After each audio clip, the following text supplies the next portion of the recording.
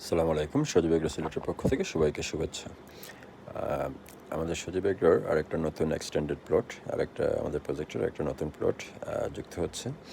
তো নতুন প্লটটা আমরা শুরু করছি, বেশ কিছুদিন কাজ হচ্ছে। আরও একটা দুইটা আপনাদের ভিডিও দেখাইছি। আমি এই ভিডিও তৈরি করছিলাম স্পেশালি শিমের।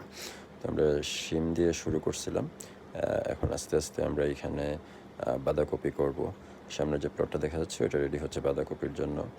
আর আমি এখন যে প্লটে দাঁড়ায় আছি এই প্লটটাতে হবে মিষ্টি কুমড়া, এটাও আগাম হবে। এদিকটায় বাঁশ দিয়ে ফেন্সিংয়ের কাজ হচ্ছে, দেখেন ফেন্সিংয়ের কাজ হচ্ছে, অর্থাৎ বেড়া দেওয়া হচ্ছে। এই যে বাঁশ চারগুলো দেখা যাচ্ছে ঠিক পিছনে একটা ছড়া আছে। তো ছড়া থাকার সুবিধা হচ্ছে আগামীতে সামনে এই যে বর্ষা শেষ হলে শীতের একটা পানি সংকটে পড়বো আমরা। তো ছড়া থাকার ফলে পানিটাও একদম সহজে পেয়ে যাবো আমরা। এই জায়গাটা আমরা আপাতত সিলেক্ট করা হয়েছে, এখানে বাঁধাকপি হবে, আগাম বাঁধাকপি। আর আমাদের আগের যেটা মূল প্লট যেটা ওইটাতে ফুলকপি করব আমরা। এটাতে আপাতত আমরা বাঁধাকপির জন্য রেডি করবো। এখানে কিছু ধানের চারা আছে, এগুলো দু একদিনের ভিতরে মূল মাঠে চলে যাবে। তো এই প্লটটাও খালি হয়ে যাবে, আমরা রেডি করে ফেলবো। আর সামনে হচ্ছে আমাদের সিমের প্লট। আর এই প্লটটাতে আমরা মিষ্টি কুমড়া করব। ওই পাশে আর একটা প্লট আছে যেখানে আমরা আসলে আপাতত আমরা মিষ্টি কুমড়ার প্ল্যানই আছে আমাদের, যেহেতু লোকবলের অভাব আছে আমাদের এই অঞ্চলে। তো যে কোনো অন্য ফসল করতে হলে অনেক যত্ন লাগে, যত্ন করার জন্য লোকবল লাগে, লোকবল সংকটে আছি আমরা।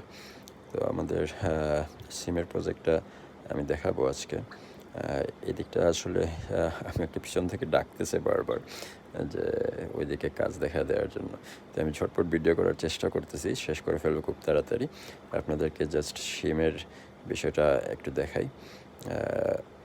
এদিকটা আমাদের আসলে এদিকটা দেখেন, এদিকটা এখানে প্রায় 4.5 বিঘার মতো জমি। তো এই যে নিয়ে আসছি আমি আপনাদেরকে সিমে। দেখেন সিমে আমরা এইভাবে মাদা তৈরি করছি। প্রত্যেকটা 5 ফুট দূরে দূরে গাছ দেওয়া হয়েছে এবং প্রত্যেকটা আমাদের 5টা করে বীজ রোপণ করা হয়েছিল। আজকে বীজ রোপণ করার থেকে প্রায় 8 দিন হবে, 8 দিন বা 9 দিন হবে। চারাগুলা বেশ হৃষ্টপুষ্ট আছে, বেশ ভালো আছে। এখনও কোনো আমরা ছত্রাক বা পোকার আক্রমণ দেখি নাই। তারপরও আমরা আজকে অ্যাবামেকটিন গ্রুপের একটা ওষুধ প্লাস অটোস্টিন গ্রুপের একটা ওষুধ আমরা দুইটা স্প্রে করছি।